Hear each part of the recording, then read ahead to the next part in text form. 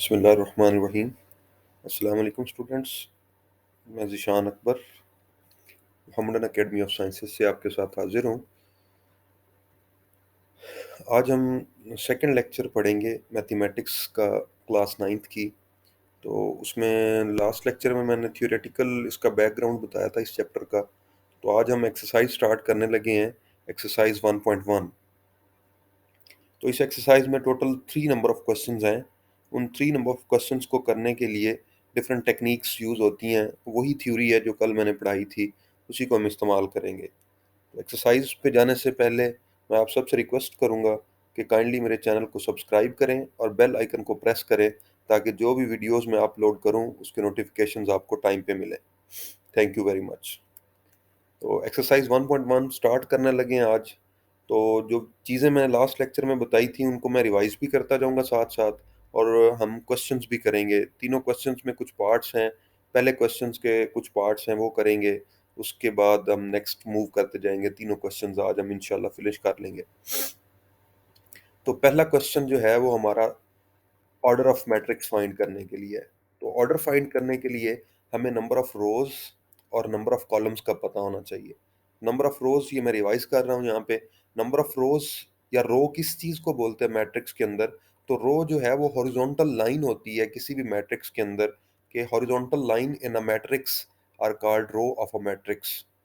Horizontal lines जितनी होंगी, एक है, दो है, तीन है, जितनी भी हॉरिजॉन्टल लाइंस होंगी उनको हम रोज ऑफ अ मैट्रिक्स बोलेंगे। अगर एक हॉरिजॉन्टल लाइन है तो उस मैट्रिक्स में एक रो है, दो हैं तो दो रोज हैं, तीन है तो तीन रोज हैं। उसकी एग्जांपल मैंने बताई थी कि यहाँ पे ये एक रो है तो ये ओनली वन रो, इस मैट्रिक्स में सिर्फ एक ही रो है, इसमें दो हॉरिजॉन्टल लाइंस हैं, एक ये और एक ये, तो इसमें दो रोज हैं। यहाँ पे तीन हॉरिजॉन्टल लाइंस हैं, एक 1 - 2 वाली, दूसरी 9 - 5 वाली और तीसरी 0 7 वाली, तो इसमें तीन रोज हैं। इसमें भी 1 2 3 वाली ये रो है, 4 5 6 वाली ये रो है, 7 8 9 वाली ये रो है, तो टोटल तीन रोज हैं इसके अंदर भी। इसी तरह कॉलम्स, कॉलम्स क्या है? Vertical lines in a matrix are called columns of a matrix. किसी भी मैट्रिक्स के अंदर आप वर्टिकल लाइन काउंट करेंगे तो वो कॉलम्स हैं। ये एक वर्टिकल लाइन है तो इसका एक ही कॉलम है। यहाँ पे आ जाएं तो आपको एक वर्टिकल लाइन ये नज़र आ रही है 1 2 वाली, दूसरी 0 5 वाली है, तो इसके दो कॉलम्स हैं। इसमें देखें तो एक वर्टिकल लाइन 1 9 0 वाली है, दूसरी -2 -5 और 7 वाली है। इसमें भी दो वर्टिकल लाइंस हैं तो दो कॉलम्स हैं। तीसरे में चले जाएं तो यहाँ एक 1 4 7 वाली वर्टिकल लाइन है, 2 5 8 वाली, 3 6 9 वाली, तो इसमें थ्री वर्टिकल लाइंस हैं तो इसमें थ्री कॉलम्स होंगे। इससे आगे ऑर्डर आता है। ऑर्डर हम कैसे लिखते हैं वो कल मैंने आपको बताया था कि अगर आप किसी भी मैट्रिक्स की नंबर ऑफ रोज काउंट कर लें तो उसमें आपने बाय डाल के आगे नंबर ऑफ कॉलम्स को लिख देना है। तो इसको हम ऑर्डर ऑफ अ मैट्रिक्स बोलते हैं। कि जब भी हम number of rows by number of columns लिखते हैं किसी भी मैट्रिक्स के लिए तो it is known as order of a matrix. इसे मैट्रिक्स का मर्तबा कहते हैं, उर्दू में इसको ऑर्डर को मर्तबा बोलते हैं। फॉर एग्जांपल आर बाय सी हम लिखते होते हैं, ए मैट्रिक्स है, इसकी नंबर ऑफ रोज एक ये रो है, दूसरी ये है, दो रोज हैं, दो वर्टिकल लाइंस हैं तो दो कॉलम्स हैं, इसका जो ऑर्डर है 2 by 2 बनता है। तो ये एग्जांपल्स मैंने दे दी इसके अंदर। तो नेक्स्ट हमारा काम क्वेश्चन नंबर 1 स्टार्ट करना है। क्वेश्चन नंबर 1 की स्टेटमेंट ये है, find the order of the following matrices. कि आपको कुछ मैट्रिसेस, यहाँ पे मैट्रिसेस इसलिए इस्तेमाल किया गया है कि आपको एक से ज़्यादा मैट्रिसेस क्वेश्चन के अंदर दी गई हैं, लेकिन एट अ टाइम आप एक ही मैट्रिक्स सॉल्व करेंगे। तो आप ए मैट्रिक्स है, बी है, सी है, जो भी है, तो आपकी बुक के क्वेश्चन नंबर 1 में ये स्टेटमेंट लिखी हुई है, find the order of the following matrices. कि ये आपको मैट्रिसेस कुछ आगे दी जा रही हैं, उनका ऑर्डर फाइंड करें। तो उसके लिए आप ऑर्डर फाइंड करने के लिए क्या करते हैं, पहले आपको नंबर ऑफ रोज काउंट करना होती हैं, फिर आपको नंबर ऑफ कॉलम्स काउंट करना होते हैं। जब आप ये काउंट कर लेते हैं तो उसके बाद आप मूव करते हैं ऑर्डर लिखने की तरफ। तो वो मैं आपको बताता जाता हूँ, क्वेश्चंस करते जाते हैं। तो ये मैंने डेफिनेशन यहाँ भी मेंशन कर दी है कि ऑर्डर ऑफ अ मैट्रिक्स क्या होता है। तो ऑर्डर ऑफ अ मैट्रिक्स है जब आप नंबर ऑफ रोज लिखें किसी भी मैट्रिक्स की और उसके साथ नंबर ऑफ कॉलम्स लिखें, तो दरमियान में क्या डाल दें आप, बाय, तो इसको हम बोलते हैं ये ऑर्डर ऑफ अ मैट्रिक्स है। तो ये हमारे क्वेश्चन नंबर 1 का पार्ट 1 है। इसमें ए मैट्रिक्स गिवन है आपको, इसका ऑर्डर लिखना है। अब ऑर्डर में हम क्या करते हैं, पहले नंबर ऑफ रोज काउंट करते हैं। इस मैट्रिक्स में नंबर ऑफ रोज कितनी है, पहली रो ये है, हॉरिजॉन्टल लाइंस को रोज बोलते हैं, दूसरी ये है, तो वर्टिकल लाइंस दो हैं, मतलब आपकी रोज कितनी है जी, दो। और सॉरी, हॉरिजॉन्टल लाइंस दो हैं तो रोज दो हैं। अब वर्टिकल लाइंस, एक ये वर्टिकल लाइन आ रही है, दूसरी ये वर्टिकल लाइन है, तो आपके नंबर ऑफ कॉलम्स भी कितने हो गए, दो। तो ऑर्डर लिखते हुए हम क्या करते हैं, पहले हम नंबर ऑफ रोज लिखते हैं, फिर डैश, फिर दरमियान में बाय लिखते हैं, और फिर डैश, और फिर नंबर ऑफ कॉलम्स लिखते हैं। तो यहाँ पे आर टू है, यहाँ पे नंबर ऑफ रोज टू है इस मैट्रिक्स के लिए, और बाय लिखते हैं दरमियान में, ये बाय लिख दिया, और आगे नंबर ऑफ कॉलम्स दो हैं, तो ये 2 by 2 इस मैट्रिक्स का ऑर्डर है। नेक्स्ट चलें, आपको बी गिवन है, सेम टू सेम इसी तरह की मैट्रिक्स है, सिर्फ एलिमेंट्स चेंज है। इसमें भी आप देखें, अगर मैं हाइलाइटर यूज करता हूँ, इसमें आप देखें अगर, तो एक हॉरिजॉन्टल लाइन ये है, दूसरी हॉरिजॉन्टल लाइन ये है, तो नंबर ऑफ रोज कितनी हुई, दो। फिर वर्टिकल लाइन देखें, एक ये वर्टिकल लाइन है, एक ये वर्टिकल लाइन है, तो नंबर ऑफ कॉलम्स भी कितने हुए, टू। तो इसमें बी का जो ऑर्डर है वो कितना है, 2 by 2, number of rows two, number of columns two. इसी तरह थर्ड क्वेश्चन में जाएं अगर, थर्ड पार्ट में, तो यहाँ पे आपको एक ही हॉरिजॉन्टल लाइन नज़र आ रही है, तो इसका मतलब नंबर ऑफ रोज जो है इसमें एक ही रो है और कोई रोज मौजूद नहीं है दूसरी। लेकिन वर्टिकल लाइन अगर देखें तो 2 और 4, यहाँ पे दो वर्टिकल लाइंस हैं, तो ये दो वर्टिकल लाइंस का मतलब आपकी मैट्रिक्स जो है इसके अंदर कॉलम्स की तादाद दो है, तो इस मैट्रिक्स का जो ऑर्डर बनेगा that will B 1 by 2। 1 by 2 इसका मैट्रिक्स का ऑर्डर होगा।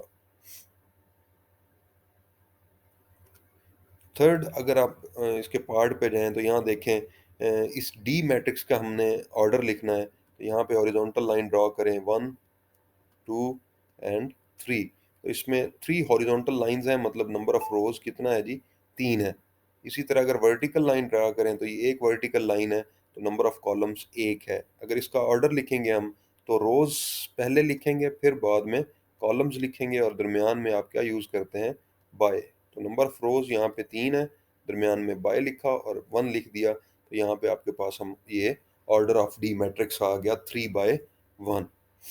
आगे ई मैट्रिक्स है, इसमें आप हॉरिजॉन्टल लाइंस काउंट करेंगे रोज जानने के लिए, 1 2 एंड दिस इज 3। तो तीन हॉरिजॉन्टल लाइंस हैं, तो तीन नंबर ऑफ रोज हैं। वर्टिकल लाइंस काउंट करें, एक ये है ए बी सी, और दूसरी डी ई एफ है, तो दो वर्टिकल लाइंस हैं, इसका मतलब नंबर ऑफ कॉलम्स जो हैं वो आपके पास दो हैं, तो order of E will be 3 by 2। तो ये इसका ऑर्डर ऑफ मैट्रिक्स है।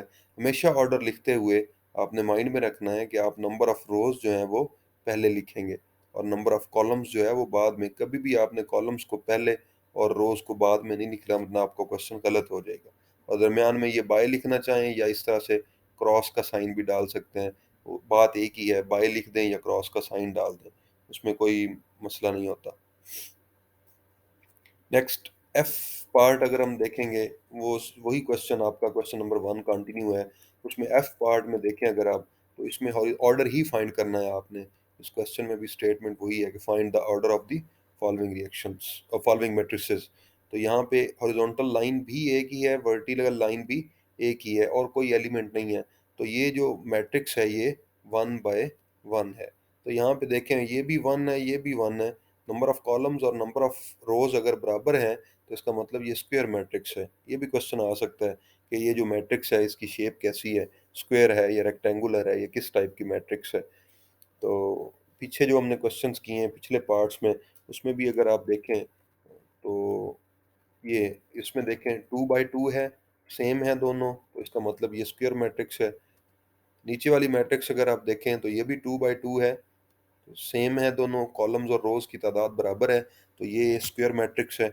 यहाँ पे 1 by 2 है, तो ये स्क्वायर नहीं बल्कि रेक्टेंगुलर मैट्रिक्स है। ये 3 by 1 है, तो ये भी रेक्टेंगुलर मैट्रिक्स है। ये 3 by 2 है, तो ये भी रेक्टेंगुलर मैट्रिक्स है। जी पार्ट पे चले जाएं जी, यहाँ पे हॉरिजॉन्टल लाइंस गिने इसकी, 1, horizontal line number 2, horizontal line number 3। तो नंबर ऑफ रोज कितनी बन गई, तीन। इसी तरह अगर आप number of vertical lines count करें, vertical line number 1, vertical line number 2 and vertical line number 3। तो C1 इसको आप बोलेंगे, इसको बोलेंगे R1, ये R2 और ये हॉरिजॉन्टल लाइन R3। तो 3 रोज़ हैं, ये C1 है, ये C2 है और ये C3 है। तो इसको हम 3 नंबर ऑफ कॉलम्स काउंट करेंगे कि हमारे पास जो मैट्रिक्स है इसके अंदर 3 कॉलम्स हैं। तो ये order of G is 3 by 3। तो 3 बाय 3 का मतलब ये है कि आपके नंबर ऑफ रोज़ और नंबर ऑफ कॉलम्स बराबर हैं। तो ये जो मैट्रिक्स है आपकी, ये वाली G, ये स्क्वायर मैट्रिक्स है क्योंकि इसमें कॉलम्स और रोज़ की तादाद बराबर है। ये मैट्रिक्स भी स्क्वायर मैट्रिक्स है क्योंकि इसमें भी नंबर ऑफ कॉलम्स और रोज़ बराबर है। इसमें आ जाए अगर हॉरिजॉन्टल लाइंस काउंट करेंगे, एक हॉरिजॉन्टल लाइन है, दो हॉरिजॉन्टल लाइंस हैं। तो हॉरिजॉन्टल लाइंस मींस रोज R1 R2। तो दो नंबर ऑफ रोज हैं इसमें, आपकी इस मैट्रिक्स में 2 नंबर ऑफ रोज हैं। यहाँ पे वर्टिकल लाइंस ड्रॉ करें, 1 2 एंड 3। तो 3 वर्टिकल लाइंस हैं तो नंबर ऑफ कॉलम्स कितने हुए, 3। तो यहाँ पे इसका ऑर्डर जो है एच मैट्रिक्स का, that is 2 by 3, rows by columns, rows are 2 and columns are 3। तो order of this matrix is 2 by 3। Next चलें, अगर क्वेश्चन नंबर 2 आता है, क्वेश्चन नंबर 1 जो है वो एच मैट्रिक्स तक था। क्वेश्चन नंबर 2 में वो कहता है कि आप which of the following matrices are equal, कि कौन सी मैट्रिसेस हैं जो इक्वल हैं। आपको कुछ मैट्रिसेस दिखाई जाएंगी, उनमें से कौन सी ऐसी मैट्रिसेस हैं जो इक्वल हैं। इक्वल का मतलब ये होता है, दो शराइत हैं इक्वल होने के लिए। एक तो ऑर्डर सेम हो, दूसरा मैट्रिसेस के एलिमेंट्स सेम हो। मतलब अगर लेफ्ट साइड पे एक मैट्रिक्स आपको दिखाई गई है, तो यहाँ पे देखते हैं, when order of two matrices are equal and their members are also same, then those are called equal matrices. कि आपको दो मैट्रिसेस मिनिमम दी जाएंगी। अगर आपको कहा जाए ना कि आप इक्वल मैट्रिसेस का पता करें कि ये मैट्रिसेस इक्वल हैं या नहीं है, तो उसके लिए आपको दो मैट्रिसेस या तीन या चार, दो या दो से ज़्यादा मैट्रिसेस दी जाएंगी। अगर इक्वल हैं तो इसका मतलब ये है कि उनका ऑर्डर भी इक्वल होना चाहिए। मतलब एक अगर 2 बाई 2 की है तो दूसरी भी 2 बाई 2 की मैट्रिक्स मैट्रिक्स हो। ये आगे हम देखेंगे क्वेश्चन के अंदर कैसे वो इक्वल होती हैं या क्या उनका सिनेरियो होता है। तो अब ऑर्डर इक्वल है तो मतलब ये नहीं है कि वो मैट्रिसेस इक्वल हैं। दूसरी शर्त ये है कि मेंबर्स भी सेम होने चाहिए। मेंबर्स का मतलब ये है कि अगर एक मैट्रिक्स का पहला मेंबर 1 है तो दूसरी मैट्रिक्स का पहला मेंबर भी 1 होना चाहिए। अगर एक मैट्रिक्स का दूसरा मेंबर 2 है तो दूसरी मैट्रिक्स का भी दूसरा मेंबर 2 होना चाहिए। इस तरह से। तो यहाँ पे ये क्वेश्चन देखें, आपको इसने कहा है जी ये एक ए मैट्रिक्स गिवन है, तो आप बताएं इसके इक्वल कोई मैट्रिक्स और मौजूद है या नहीं है आपके पास ऑप्शंस में। तो ये आपकी क्वेश्चन का पार्ट नंबर 1 है। ये उसने दूसरी matrix they the B 3 and 5। इसको माइंड में रखते हैं, मैं हाईलाइट करता जा रहा हूँ। फिर ये C देखें आप, 5 माइनस 2 लिखा हुआ है, इसका मतलब इसमें दो मेंबर्स नहीं है, एक ही मेंबर है। तो 5 माइनस 2 करें तो आंसर फाइनली जो है वो 3 आता है। ये 3। आप इसको देखें, इसका ऑर्डर क्या बनता है। इसका अगर हम ऑर्डर लिखना चाहें इस मैट्रिक्स का, तो दैट इज 1 बाय 1। आप ए मैट्रिक्स का ऑर्डर लिखें तो 1 बाय 1। अब ए और सी का जो ऑर्डर है वो सेम है, ऑर्डर तो इक्वल है 1 बाय 1, ये शर्त पूरी हो रही है पहली वाली। लेकिन उसने कहा एक और शर्त भी है कि there members should also be same. Must, बल्कि यहाँ पे हम कहेंगे मस्ट बी सेम, लाजमी है उनका बराबर होना। तो यहाँ पे देखें, इसका मेंबर भी 3 है। यहाँ उसने थोड़ा सा उसको उलझा के लिख दिया 5 माइनस 2, तो इसका मतलब भी यही 3 है। तो यहाँ पे ये 3 और ये 3 भी बराबर हैं, ऑर्डर भी 1 बाय 1 है। तो इसका मतलब क्या हुआ, A and C are equal. तो मैंने यहाँ पे आगे स्टेटमेंट लिख दी है, this A matrix is equal to matrix C. या मैंने सी के सामने लिख दिया है, this C matrix is equal to matrix A. अगर आपको जो पहले देगा आप कहेंगे कि ये फलां मैट्रिक्स के इक्वल है। इसी तरह हम प्रोसीड करते जाएंगे आगे, डी ऑप्शन पे चले जाएं। तो यहाँ पे देखें 5 माइनस 2, मतलब ये है 5 में से 2 आप माइनस करेंगे तो 3 आएगा। यहाँ पे 5 एंड 3 लिखा हुआ है, मतलब एक एलिमेंट ये है, दूसरा एलिमेंट ये है। तो इसी तरह की कोई और मैट्रिक्स होगी सेम अरेंजमेंट में, पहले 5 होगा बाद में 3 होगा, तो वहाँ पे ये मैट्रिक्स होगी इक्वल। तो यहाँ पे मैंने आगे एक स्टेटमेंट लिखी है, not equal to any matrix. मतलब हमें जो गिवन मैट्रिक्सेस हैं क्वेश्चन नंबर 2 के अंदर, उनमें से ये किसी के इक्वल नहीं है। तो वो देख लेते हैं, आगे हम चेक करते हैं। ई मैट्रिक्स उसने दिया हमें 4062, मतलब पहला मेंबर इसका 4 है, दूसरा मेंबर इसका 0 है, तीसरा इसका 6 है और चौथा इसका 2 है। तो इसकी तरह के हम मेंबर देखेंगे, यहाँ मैंने स्टेटमेंट लिखी है कि ये एच और जे के बराबर है। तो अब हम एच पे चले जाते हैं, एच जहाँ आएगा उसको देखेंगे। ये एच पे देखें, ये 4062, अब वहाँ पे आप देखें अगर 4062, मतलब इसका ऑर्डर 2 by 2 है, सॉरी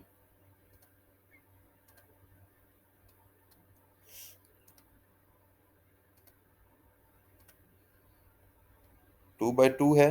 तो एच पे जाएं तो उसका ऑर्डर भी 2 by 2 है और कोरेस्पॉन्डिंग मेंबर्स जो हैं वो भी सेम है। इसका मतलब कि ये ई मैट्रिक्स जो है ये किसके इक्वल है, एच मैट्रिक्स के इक्वल है। आगे हम मैंने जे भी लिखा हुआ है, हम जे को भी देख लेते हैं। यहाँ देखें जे मैट्रिक्स, यहाँ पे उसने थोड़ा सा फिर वो रेंडमाइज करके लिख दिया है, 2 + 2 तो वो 4 ही होता है। यहाँ पे मैंने इसे सॉल्व करके भी लिखा हुआ है, 2 - 2, दो में से दो माइनस करें, 0 आंसर आता है। 2 + 4 = 6, ये 6 लिखा हुआ है। 2 + 0 = 2, ये 2 लिखा हुआ है। इसका मतलब क्या हुआ कि ये 4062, यहाँ भी 4062 है, इसका ऑर्डर भी 2 by 2 बन रहा है।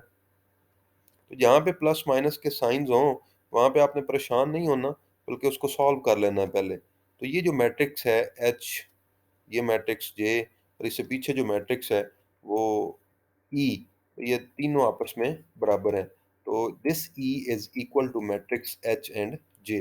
अब इसी तरह एफ को देखें तो ये 2 6 है, 2 पहला एलिमेंट है, दूसरा एलिमेंट 6 है।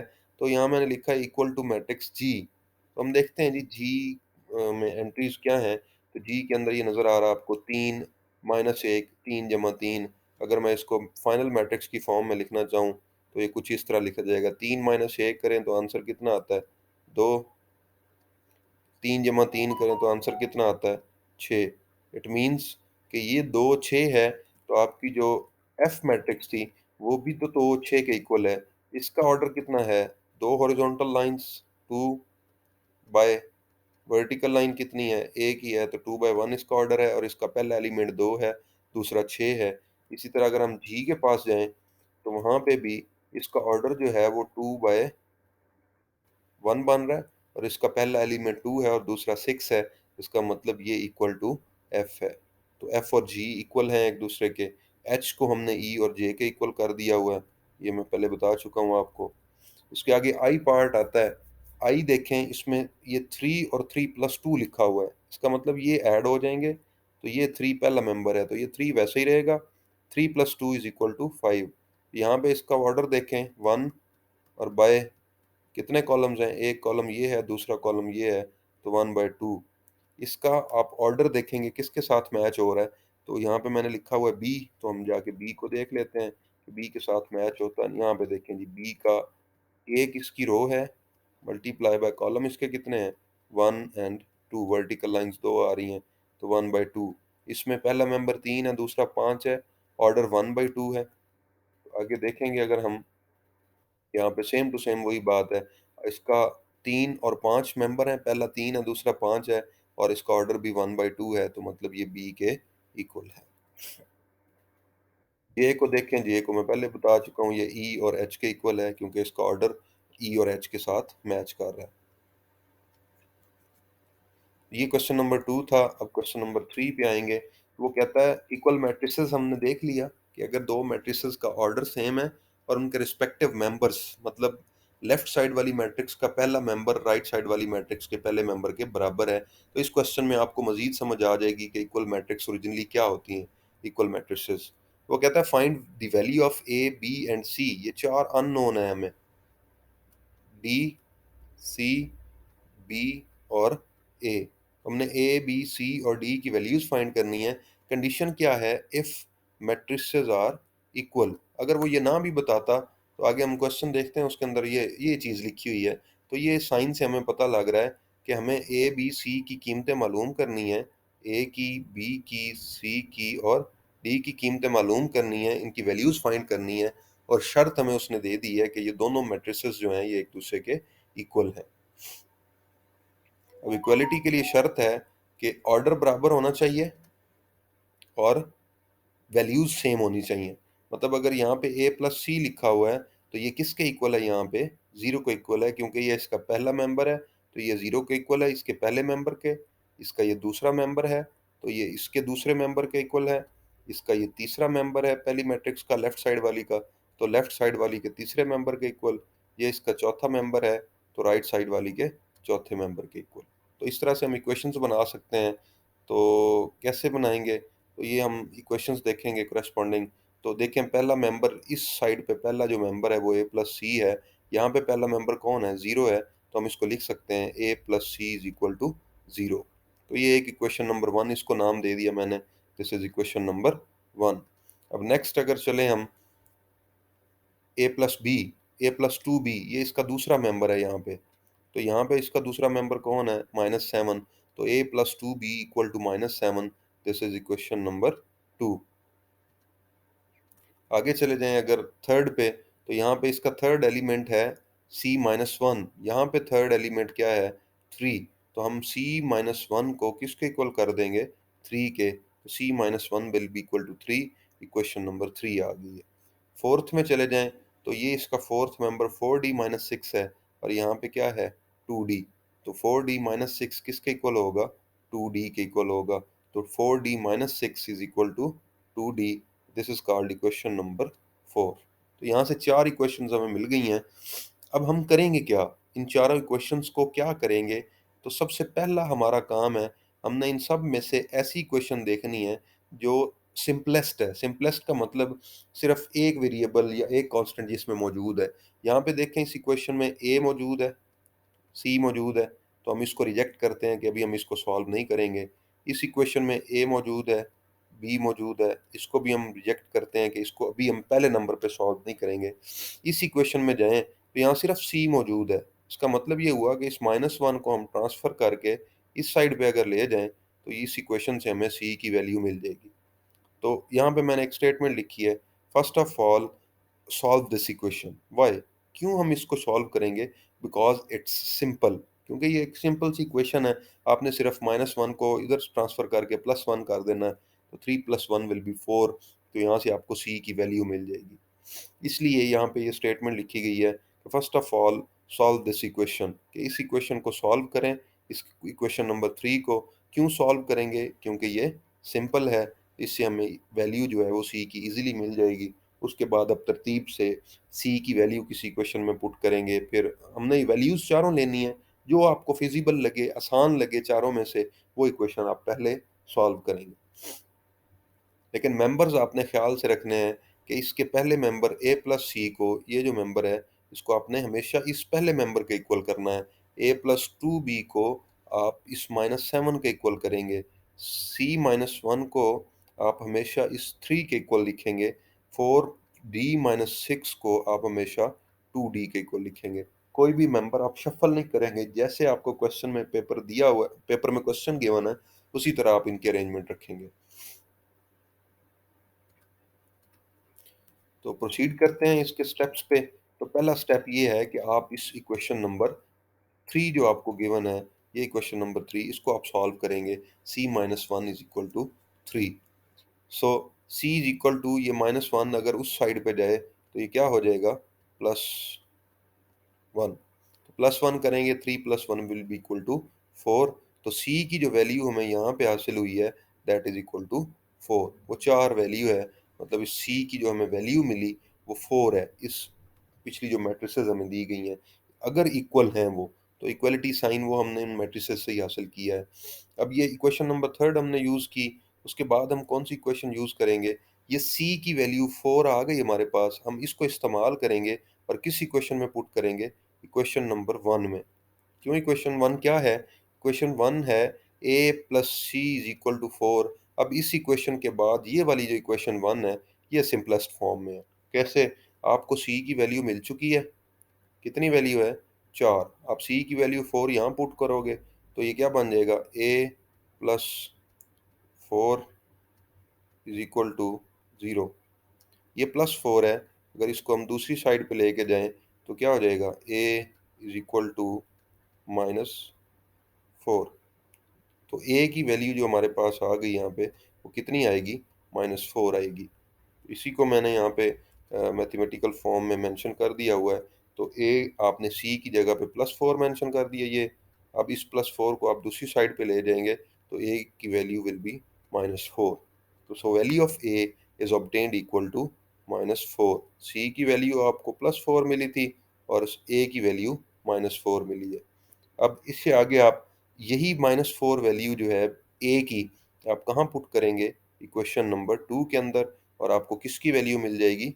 बी की। अब इक्वेशन नंबर 2 क्या थी? ये है a + 2b is equal to -7। This is equation number 2।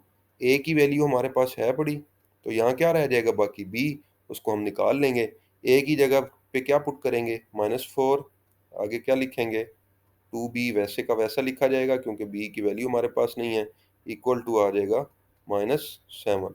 अब ये -4 है, अगर हम इसको इस साइड पे ले जाएं इक्वेशन की, तो दिस विल बी +4। तो इसको हम लिख सकते हैं 2b is equal to -7 plus 4। -7, अब 7 के साथ माइनस है, 4 के साथ जमा है, तो जब दो अपोजिट साइंस हों चीज़ों के, तो वो चीज़ें माइनस हो जाती हैं। तो हम इसको ऐसे लिखेंगे 2b इज इक्वल टू, चीज़ें माइनस होती हैं लेकिन साइन वो आता है जो बड़ी चीज़ के साथ होता है। मतलब 7 के साथ अगर माइनस है तो हम माइनस लिखेंगे, 7 में से 4 माइनस कर देंगे तो कितना आंसर आएगा? 3। तो यहाँ पे नेट आंसर हमारे पास आया 2b इज इक्वल टू -3। अब क्या होगा? Oh sorry,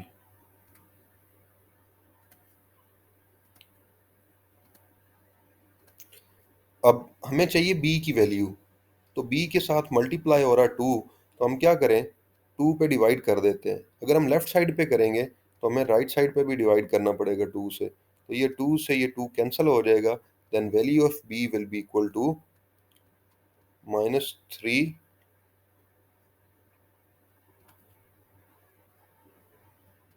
value of b will be equal to, after all calculation, that will be equal to -3/2। तो ये b की वैल्यू हमें मिल गई। तो हमें c की वैल्यू मिली थी 4, a की वैल्यू मिली -4, और b की वैल्यू कितनी मिली? -3/2। इसको मैंने कैलकुलेशन से सॉल्व कर दिया हुआ है। तो यहाँ पे आपको b की जो वैल्यू है वो कितनी मिल गई है? -3/2। एक चीज़ हमारे पास रह गई है, हमने यहाँ पे c की वैल्यू फाइंड कर ली, यहाँ पे a की कर ली, और यहाँ पे किसकी कर ली? b की। तो अब हमारे पास a की आंसर है, दैट इज d। कि अब हमने किसकी वैल्यू फाइंड करनी है? d की वैल्यू फाइंड करनी है। तो d की वैल्यू फाइंड करने के लिए ये सॉल्यूशन मैंने दिया है। एक इक्वेशन आपके पास बचती है, इक्वेशन नंबर 4, और इस इक्वेशन में क्या है? सिर्फ ये चीज़ मौजूद है, ये इक्वेशन है। इसमें यहाँ पे 4d है, यहाँ पे 2d है। तो जो स्मॉलर वैल्यू है उसको आप शिफ्ट कर लेंगे लार्जर वैल्यू वाली साइड पे। यहाँ पे 2d के साथ साइन है प्लस का, अगर नहीं गिवन है तो मतलब प्लस का साइन है। तो आप इस प्लस को अगर इधर शिफ्ट करें तो दिस विल बी माइनस। ये प्लस यहाँ जाके माइनस हो जाएगा। यहाँ से अगर शिफ्ट कर रहे हैं चीज़, तो यहाँ पे क्या बचेगा? 0। यहाँ पे कोई वैल्यू नहीं होगी। तो 4d minus 2d minus 6 is equal to 0। अगर 4d में से आप 2d माइनस करें तो 4 में से 2 निकलेंगे तो 2d बच जाएंगे। ये -6 वैसे का वैसे ही आ गया, इज इक्वल टू 0। अगर आप इस -6 को इधर शिफ्ट कर लें तो ये क्या बन जाएगा? +6 या सिंपल 6। तो 0 + 6 विल बी 6। अब यहाँ पे 2d है हमारे पास, हम इसको d की वैल्यू निकालना चाहते हैं, तो हम दोनों साइडों पे 2 पे डिवाइड कर देंगे। ये 2 से 2 कैंसिल हो जाएगा। जैसे मैंने नीचे आपको ये स्टेप्स शो किए हुए हैं, तो इसको मैं यहाँ ये 2 से 2 कैंसिल हो जाएगा, और जब इस 2 को 6 पे डिवाइड करेंगे तो आंसर कितना आएगा? 3। तो d की जो वैल्यू है वो कितनी है? 3 आई है। हमारे पास 4 अननोन्स थे। a, उसकी वैल्यू हमने पिछली स्लाइड में निकाली -4। b की वैल्यू हमने निकाली -3/2। c की वैल्यू हमने निकाल ली 4, और d की वैल्यू हमने निकाल ली 3। तो सारी की सारी 4 चीज़ें हमें चाहिए थी, 4 की 4 वैल्यूज़ हमने निकाल ली हैं। हमारा क्वेश्चन जो है वो कंप्लीट हो चुका है। a की वैल्यू, b की वैल्यू, c की वैल्यू और d की वैल्यू। यहाँ पे हमारा लेक्चर कंप्लीट होता है। Thank you very much. अगर आपको मेरी वीडियो पसंद आए तो इसको लाइक करें, शेयर करें। अगर कोई क्वेश्चन है आपको तो कमेंट कर दें। और मेरे चैनल को सब्सक्राइब ज़रूर करें। Thanks for watching my video. अल्लाह हाफ़िज़।